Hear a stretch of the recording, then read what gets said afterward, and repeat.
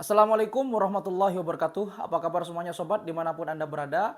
Bagaimana perjumpaan kita di awal tahun ini? Mudah-mudahan awal tahun ini, tahun 2023 menjadikan tahun yang lebih bermanfaat dan juga bisa menjadikan hari-hari baru yang lebih menyenangkan untuk Anda semuanya. Berjumpa kembali di channel Z2H Insight. Suatu kehormatan bagi saya bisa bergabung, bisa berdiskusi, serta bisa melanjutkan kajian kita terkait dengan hal-hal yang menarik di seputar kita. Kalau di episode sebelumnya, di beberapa episode yang lalu kita sudah membahas tema-tema mengenai kebahasaan. Pada episode kali ini kita akan sedikit membahas tentang tema-tema yang berbeda. Nah, di penghujung tahun 2022 kemarin ada sebuah fenomena. Fenomena ini tentunya adalah sebuah fenomena yang sebetulnya tidak lama kita jumpai dan sebetulnya ini bukan hal yang baru. Tetapi fenomena ini justru sudah hadir jauh sebelum era milenial, tepatnya di tahun 90-an bahkan di 2000-an awal. Ya, tepatnya di penghujung tahun 2022 yang lalu ada sebuah fenomena permainan di mana permainan ini merupakan permainan tradisional yang kemudian berkembang lagi di masyarakat Indonesia, yaitu tentang permainan lato-lato. Ini yang akan kita bahas pada episode kali ini. Ada efek apa dari sebuah permainan lato-lato? Mungkinkah ada sebuah efek domino? Sedangkan permainan lato-lato ini memang adalah bukan permainan milenial tetapi dari era sebelum milenial. Kenapa bisa terjadi lagi dan booming lagi? Apakah benar ada efek domino di balik permainan lato-lato yang sedang populer ini? Ini yang akan kita bahas. Ayo kita main lato-latonya. Jangan skip videonya dan putar dulu intronya.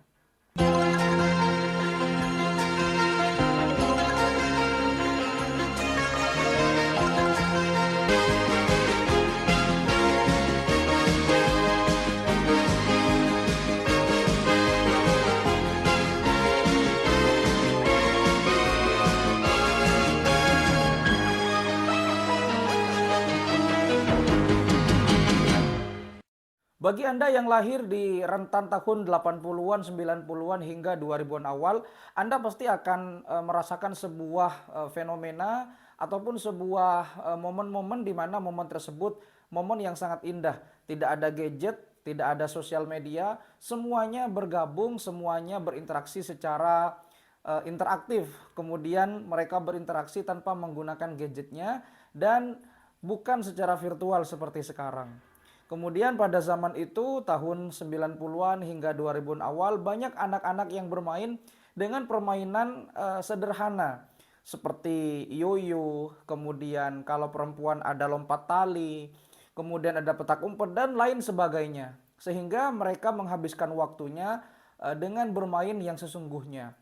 Bermain secara real time ya, bermain secara real time dalam tanda kutip mereka bertemu secara langsung di kehidupan nyata bukan secara virtual seperti permainan sekarang yang menggunakan kuota, menggunakan internet dan menggunakan paket data seluler, bahkan ada wifi yang menyedot perhatian para orang tua di zaman sekarang betapa mahalnya permainan zaman dulu, perbedaan permainan zaman sekarang versus permainan zaman dulu.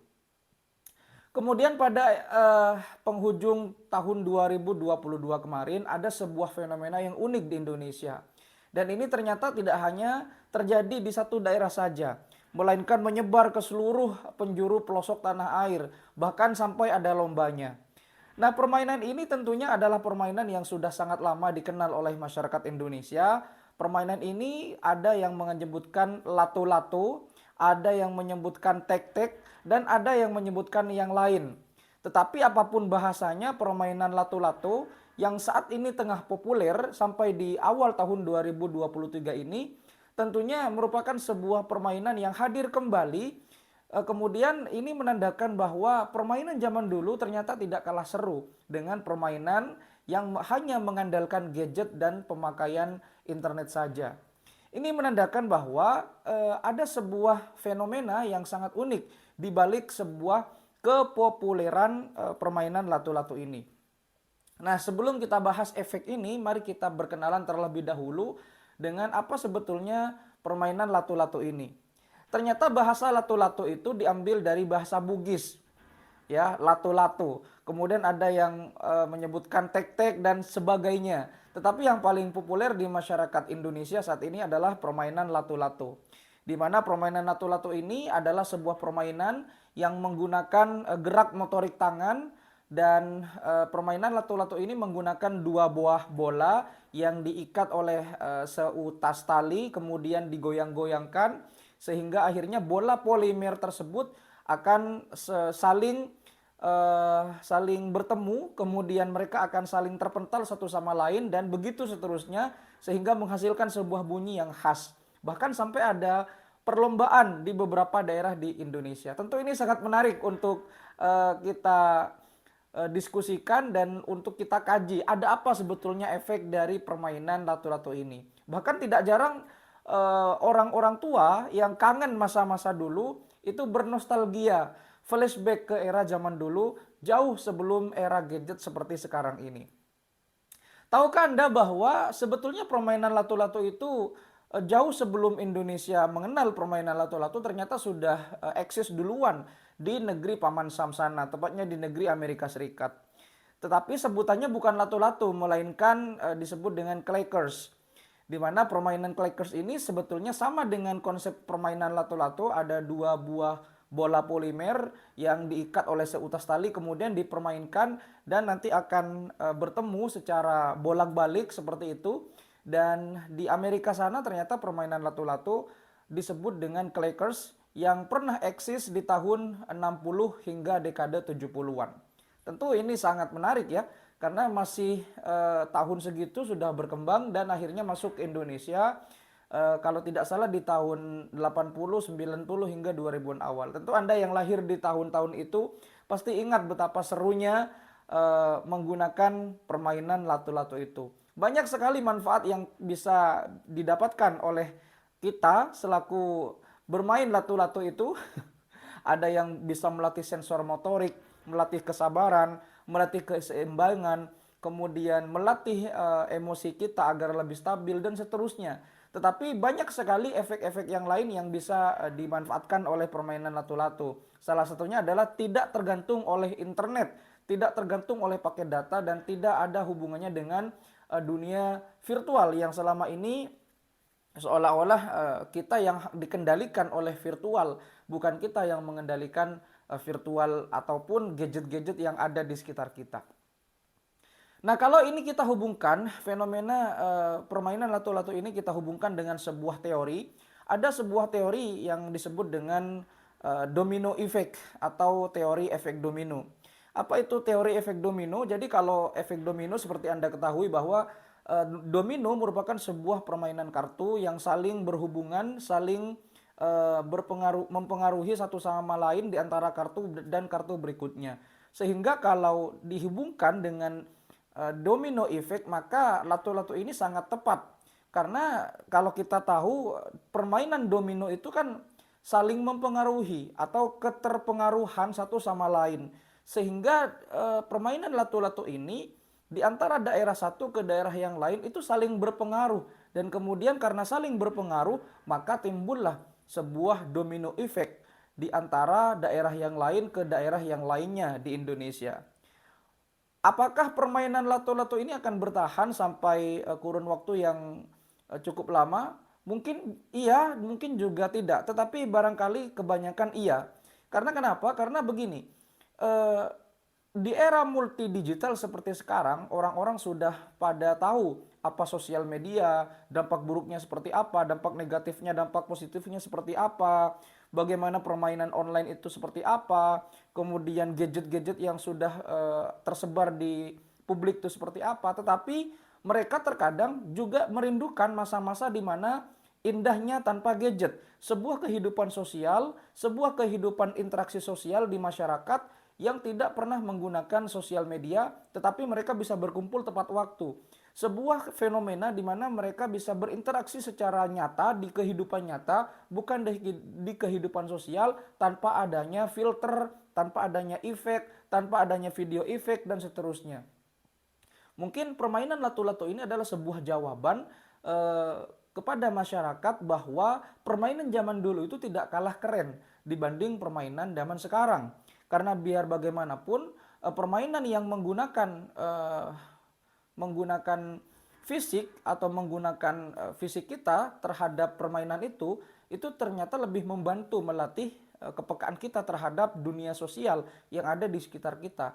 Bukan hanya permainan yang menggunakan permainan data yang berbasis Android, berbasis iOS dan seterusnya. Itu kan hanya teknologi saja. Tetapi domino effect yang ditimbulkan oleh lato-lato ini mengindikasikan bahwa semua orang yang ada di zaman sekarang, di zaman milenial, pada merindukan masa-masa itu. Kalau dulu permainan lato-lato itu kan hanya dipermainkan oleh anak-anak. Tetapi zaman sekarang permainan lato-lato sangat digemari. Demam lato-lato sangat melanda Indonesia. Mulai dari anak-anak, remaja, hingga orang dewasa pun mereka sangat menyukai dan penasaran seperti apa permainan lato-lato itu. Jadi kalau kita melihat domino effect yang ditimbulkan dari sebuah permainan lato-lato, ini sangat mengindikasikan, sangat kuat bahwa orang-orang di zaman sekarang sudah mulai bosan dengan permainan yang berbasis online, permainan yang berbasis data internet, kuota internet, dan permainan yang berbasis dunia gadget. Karena itu sangat mempengaruhi pola pikir kita, kemudian hiruk pikuk sosial yang ada di kehidupan kita di daerahnya Anda masing-masing. Tapi dengan hadirnya permainan lato-lato ini akan menimbulkan sebuah yang pertama tentunya generasi sekarang akan mengenal permainan jadul yang sudah pernah ada di dunia. Kemudian orang-orang zaman sekarang juga lebih memperhatikan lagi, ternyata lebih asik main tidak ada gadget, tanpa gadget, daripada harus menggunakan gadget yang ribet itu. Mungkin suatu saat nanti, mungkin beberapa bulan kemudian akan ada lagi domino effect yang ditimbulkan oleh permainan-permainan jadul. Bukan hanya lato-lato saja, mungkin lompat tali, mungkin petak umpet dan seterusnya. Sehingga ini akan mengindikasikan bahwa permainan zaman sekarang ini memang tidak lebih bagus daripada permainan zaman sekarang yang lebih seru. Tentunya tanpa hadirnya gadget, tanpa kuota internet, dan pastinya semua gratis atau free. Mudah-mudahan video ini bisa bermanfaat untuk Anda semuanya. Mari kita lestarikan apa yang sudah menjadi kebiasaan-kebiasaan kita yang sudah terdahulu, terutama permainan-permainan yang zaman dulu waktu kecil kita pernah eksis. Mari kita perkenalkan kepada generasi sekarang agar mereka mengetahui bahwa bukan hanya gadget permainan yang seru, bukan hanya gadget permainan yang sangat indah, tetapi banyak sekali permainan-permainan yang sebetulnya bisa melatih sensor motorik, kemudian kesabaran, emosional, dan lain sebagainya.